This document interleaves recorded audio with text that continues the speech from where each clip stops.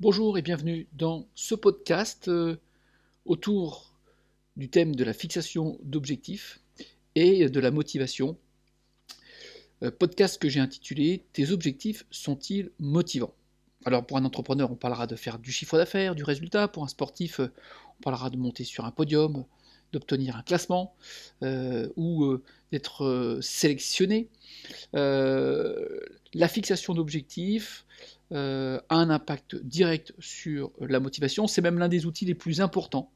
Parce qu'une mauvaise fixation d'objectifs, il peut être à l'origine d'augmentation du stress et de l'anxiété, donc de perte parfois de motivation et surtout de perte de manque de confiance. Et ceci pouvant aller jusque la blessure ou la maladie, parfois le burn-out ou la dépression, et puis pendant une course ou en plein milieu d'une intervention pour un dirigeant, l'abandon. C'est-à-dire qu'on bâcle, on bâche une intervention, on bâche une négociation ou on laisse partir sa course ou le match. Et souvent, la manière dont nous fixons des objectifs en dit long, suffisamment sur notre personnalité. Parce que se fixer des objectifs, ça renvoie à la notion de performance. Et sur ce sujet, nous n'avons pas tous les mêmes représentations. Certains sont dans la compétition, d'autres sont là pour battre des records, d'autres sont là juste pour atteindre l'objectif fixé, d'autres au contraire veulent dépasser ces objectifs, ou d'autres encore, tant que je fais mieux que l'adversaire ou que le concurrent, j'ai le sentiment d'être performant.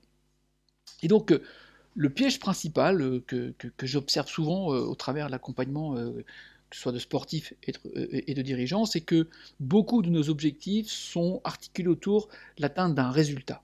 Une place, un podium, un chrono, faire mieux que les autres, faire mieux qu'un concurrent, obtenir une négociation pour être référencé dans le cadre professionnel. Et souvent, notre résultat, il conditionne finalement la représentation que nous faisons de nous-mêmes, de la valeur personnelle que l'on s'attribue. Autrement dit, j'ai fait une super course et je suis sur le podium, je suis un mec bien ou une nana bien ou je suis bien. Au contraire, j'ai raté ma course, je ne suis pas sur le podium, eh bien je suis nul. C'est-à-dire que très très vite, on pourrait en arriver à une dévalorisation de soi, un jugement personnel, bref, on confond la valeur de l'individu que nous sommes et le résultat. Le meilleur exemple dans le sport, c'est Strava, qui a parfois eu un peu honte d'annoncer son chrono devant les copains. Quelle est la première question que l'on pose quand on voit quelqu'un? Alors, c'est quoi ton chrono? Comme si, effectivement, du chrono dépendait le t'es bon, t'es pas bon, t'es bien, t'es pas bien. Un entrepreneur, voilà, j'ai pas réussi ma négo, je suis nul. Ou je pourrais tomber dans le piège de dire je suis nul. Et donc, très très vite, on voit que cette notion d'objectif que l'on se fixe, eh ben, elle va avoir un impact direct sur la motivation. C'est-à-dire qu'on va engendrer un stress qui vient de cette exigence de résultat que l'on se fixe. Et souvent, eh ben, derrière cette résultat, d'exigence de résultat, on a des peurs de ne pas y arriver, on a de la frustration à ne pas l'atteindre, voire, comme je le disais tout à l'heure, de la perte de confiance en soi. Ce qui veut dire donc que finalement, la notion de motivation et de plaisir, elle est souvent trop ou quasiment conditionnée uniquement à l'atteinte de ce fameux résultat. Et donc, ce plaisir, il est donc sous dépendance. Et donc, quand on sait que l'hormone du plaisir, qui est la dopamine, euh, est sécrétée quand je prends du plaisir à faire les choses, on voit bien que finalement j'ai peu d'occasions finalement d'être dans le plaisir, puisque finalement je suis constamment dans une quête du résultat qui peut venir finalement une quête. Alors, tu me dirais, ouais, mais t'es gentil, mais quel lien avec la fixation d'objectifs?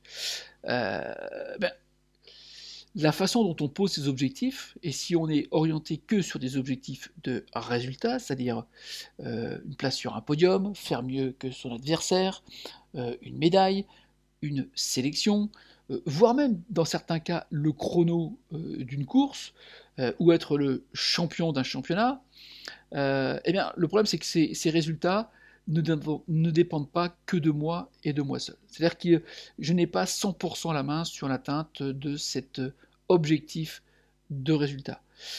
Et donc, alors que si je me fixe également des objectifs sur des choses que je maîtrise, alors j'ai un peu plus de chances de garder la motivation. Exemple, je veux gagner le 100 mètres en finale, eh bien cet objectif dépend de la forme des autres concurrents. Par contre, moi, pour arriver à cet objectif d'être potentiellement vainqueur en finale, si déjà je me fixe un objectif de courir tous mes 100 mètres en moins de 11 secondes, alors là, oui, en effet, cet objectif, il est un peu plus sous mon contrôle. Idem, si pour mon entrepreneur, je veux absolument 3 rendez-vous avec des clients, si en face de moi, j'ai des personnes qui ne veulent pas, je suis dans l'incapacité d'atteindre mon résultat, et donc de perdre la motivation et générer de la frustration. Par contre, pour obtenir 3 rendez-vous, je peux mettre un objectif de contacter minimum 10 personnes par semaine, voire 20. Parce que ces contacts de 10 personnes, voire 20, ça c'est constamment, c'est complètement par contre sous mon contrôle.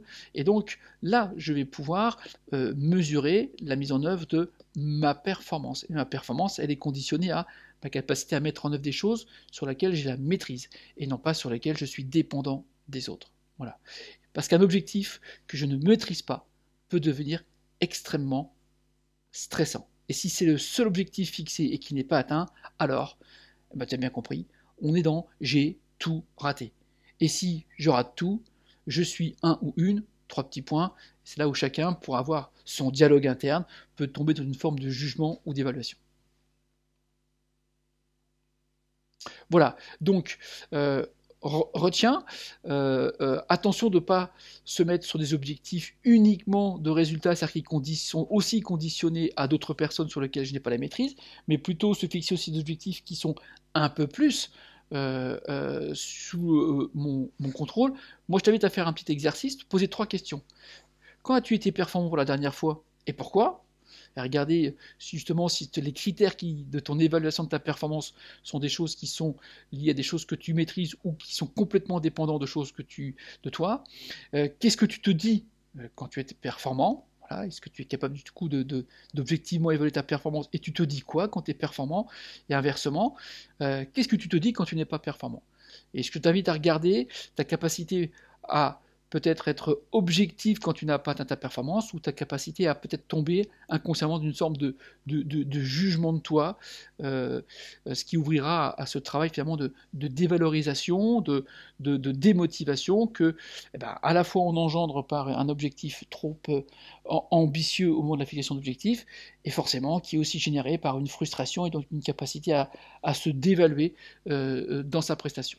Voilà, moi je te dis à bientôt pour un prochain podcast. On continuera sur la fixation d'objectifs et on ira travailler sur comment entretenir justement plus de motivation et de plaisir dans ces objectifs. Voilà, bon entraînement, à très bientôt, bye bye.